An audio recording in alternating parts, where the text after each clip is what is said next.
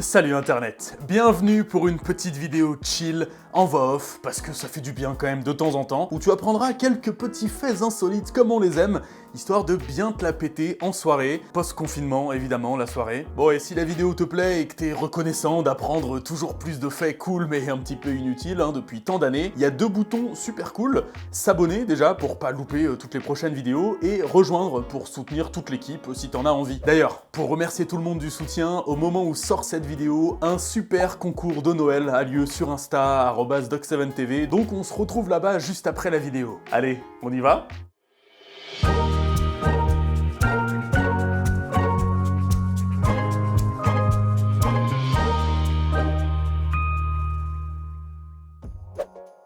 Commençons par parler d'eau, parce que l'eau... Dans 20-30 ans, il n'y en aura plus. Je me suis toujours demandé quelle est la plus grosse chute d'eau au monde. Eh ben, faut arrêter de la chercher sur Terre, car il s'agit d'une cascade sous-marine, au niveau du détroit du Danemark, qui se situe pas du tout au Danemark, il se situe entre le Groenland et l'Islande. Il s'appelle comme ça parce que le Groenland appartient au Danemark, on s'en fiche, c'est pas l'objet du fait. À l'est du détroit, il y a de l'eau très froide, à l'ouest de l'eau plus chaude. Magie de la physique, l'eau froide plonge donc tout au fond de la mer sur environ 3500 mètres. C'est difficile de s'imaginer parce que c'est pas du tout visuel, mais croyez-moi, c'est énorme.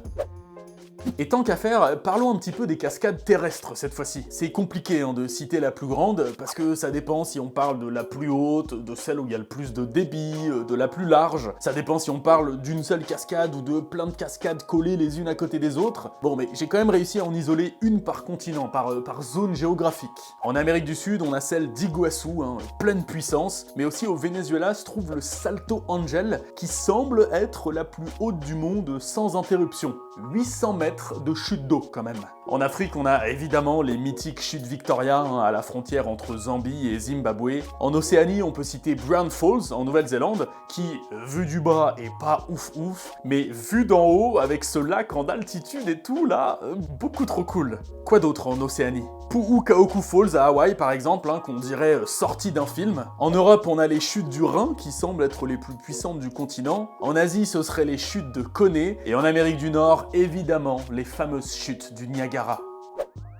Et si je termine par ces dernières, c'est pour enchaîner sur cette dame. L'institutrice et aventurière américaine Annie Edson Taylor a, en 1901, décidé de financer sa retraite en descendant les chutes du Niagara à l'intérieur d'un grand tonneau en bois. À 63 ans, elle a survécu quasiment indemne à la chute, mais malheureusement, son agent, à qui elle avait accordé un petit peu trop de confiance, s'est barré avec le tonneau et elle a perdu beaucoup d'argent à le chercher, à tel point qu'elle a vécu la fin de sa vie dans la pauvreté. Et il a fallu attendre 10 ans pour qu'une autre personne tente le coup. Bobby Leach a voulu prouver que lui aussi, il pouvait faire la même chose. Bobby, il avait été membre du fameux cirque de Barnum, dont j'ai beaucoup parlé dans la vidéo sur les freak shows, que je mets en description pour les curieux. Donc voilà, au niveau cascade, cabriole, le mec s'y connaissait. Il a pas osé le simple tonneau en bois, il s'est fait faire un truc un petit peu plus moderne en métal. Et puis, bon, il a réussi, bravo. Mais ce faisant, il s'est pété les deux genoux et la mâchoire. Son histoire est encore plus surprenante quand on sait que 15 ans plus tard, alors en Nouvelle-Zélande, après avoir raconté son exploit à une foule de curieux, il a glissé sur une peau d'orange en rentrant chez lui, il s'est blessé à la jambe, elle s'est infectée, gangrène, amputation, complications, décès. Voilà. Descendre les chutes du Niagara et mourir sur une orange, la vie est parfois étrange. Puisqu'on a ces deux éléments entre les mains, pensez-vous qu'il existe un lien entre infection et orange ? Pas vraiment, et pourtant il y en a un. Au Moyen-Âge, on portait autour du cou un petit bijou en métal précieux appelé pomme de senteur. En forme de petite boule, on pouvait glisser à l'intérieur du musc, des épices et autres produits qui sentaient bon pour sentir bon déjà, mais aussi et surtout se protéger des infections. C'était une énorme mode. Et pourquoi orange ? Parce que faut imaginer que notre équivalent moderne aux pommes de senteur, ce sont nos oranges piquées au clou de girofle. C'est exactement le même principe. À choisir, je préfère aux pommes de senteur une bonne pomme d'amour. Surtout en cette période d'ailleurs. Je l'ignorais, mais la pomme d'amour est en fait assez récente. Elle date du début du XXe siècle et elle a, dit-on, été inventée par un confiseur américain qui, pour tester, a plongé des pommes dans un mélange bien sucré. Mais avant cela, on utilisait déjà en France l'expression pomme d'amour pour parler des tomates. Ouais, c'est un petit peu la forme d'une pomme, c'est rouge, et surtout, on pensait à l'époque que ça avait des effets aphrodisiaques.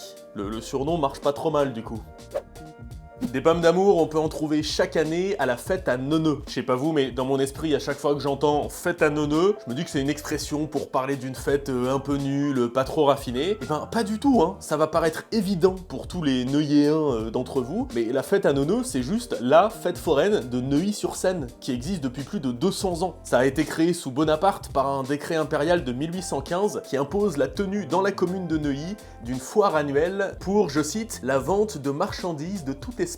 Bah génial, maintenant ça me donne envie d'aller à des fêtes foraines et je suis pas certain qu'il y ait une case exprès dans l'attestation de déplacement. En novembre 1919, moins joyeux que la fête à Neuneu, a été signé le traité de Neuneu, le traité de Neuilly, entre le camp des Alliés et la Bulgarie. En substance, il sanctionne la Bulgarie, qui a eu la bonne idée de faire copain-copain avec l'Allemagne pendant la Première Guerre. Elle perd donc certains de ses territoires au profit de ses voisins, et elle doit en plus payer des réparations de guerre. Ce qui est intéressant, c'est que contrairement à d'autres perdants, la Bulgarie a pu conserver son régime. Le roi Ferdinand Ier a dû abdiquer, bien sûr, mais la monarchie a été conservée. La Première Guerre mondiale est évidemment responsable d'un nombre tragique de mutilations et d'amputations. Plus de 300 000 rien qu'en France. S'en est suivi une production folle d'un grand nombre de prothèses. Et comme on souhaitait que les anciens combattants puissent retourner au travail et qu'ils soient efficaces, malgré leurs bras ou leurs jambes perdues, on a créé des prothèses-outils. Dévisser une main pour la remplacer par un marteau, échanger un bras contre un outil agricole, genre une faucille. Je sais pas ce que vous en pensez, mais je me dis que ça devait être terriblement impressionnant. On parle de guerre, de marteau, de faucille, transition parfaite vers l'Union soviétique et son héroïne, Lyudmila Pavlychenko, une tireuse d'élite qui a intégré l'armée rouge en 1941 à l'âge de 25 ans et qui a ensuite fait un véritable carnage parmi les troupes ennemies en tant que sniper. Elle aurait tué 309 Allemands, dont 36 snipers. En tournée aux États-Unis, elle aurait même sorti des punchlines du style « Les gars, j'ai 25 ans, j'ai tué 309 fascistes, vous attendez quoi vous ?» Lyudmila, la reine des badass. 1945, fin de la guerre. Un an plus tard, le 17 décembre 1946, tout premier bulletin météo présenté en direct à la télévision française. C'était une fois par semaine pour connaître le temps du lendemain. Du coup, on avait la prévision que d'un jour sur 7, mais stylé quand même pour l'époque. Ce qui est marrant surtout, c'est que le premier journal télévisé arrive un petit peu plus tard, en juin 1949. Et encore, il n'y a pas de plateau de présentateurs, on parle que de quelques reportages commentés par une voix off. Du Doc 7 en noir et blanc. Avec de la couleur et plus moderne, voici quelques images de BBC News qui nous montrent une fête disco pour les personnes âgées en Corée du Sud. Le gouvernement a mis en place ces sorties pour contrer la solitude chez leur population vieillissante et ainsi prévenir l'apparition des démences. Alors, ces images datent d'août 2019, je suis pas sûr que ça soit toujours d'actualité en 2020. Mais pendant cette année 2020, il y a quand même eu de bonnes nouvelles, dont une qui concerne le diable, ça tombe bien pour une année maudite. Alors non, pas le diable des enfers, mais le diable de Tasmanie, ce petit animal carnivore qui ne vit que sur l'île de Tasmanie. Est-ce qu'il est endémique de l'île? Eh ben pas du tout. Ils étaient présents en Australie continentale depuis des millénaires, et ils ont disparu de cet endroit de l'Australie continentale il y a environ 600 ans, donc bien avant l'arrivée des colons européens. Et la bonne nouvelle dans tout ça, eh bien une vingtaine d'individus ont été réintroduits dans le parc national de Barrington Tops, c'est dans le New South Wales, en novembre dernier, pour essayer d'empêcher l'extinction de l'espèce et de repeupler cette zone. Moi je trouve que c'est ce genre de bonnes nouvelles qui nous manque un petit peu. Ok, on a un petit peu dépassé les 7 minutes, mais faites pas genre, on raffole tous des fun facts. Merci beaucoup d'avoir pris le temps de regarder la vidéo. Oubliez pas le concours de Noël sur Insta, je vous rappelle, @doc7tv, et puis oubliez pas l'abonnement à la chaîne si c'est pas déjà fait. Moi je vous dis à très vite pour une prochaine vidéo. Salut Internet.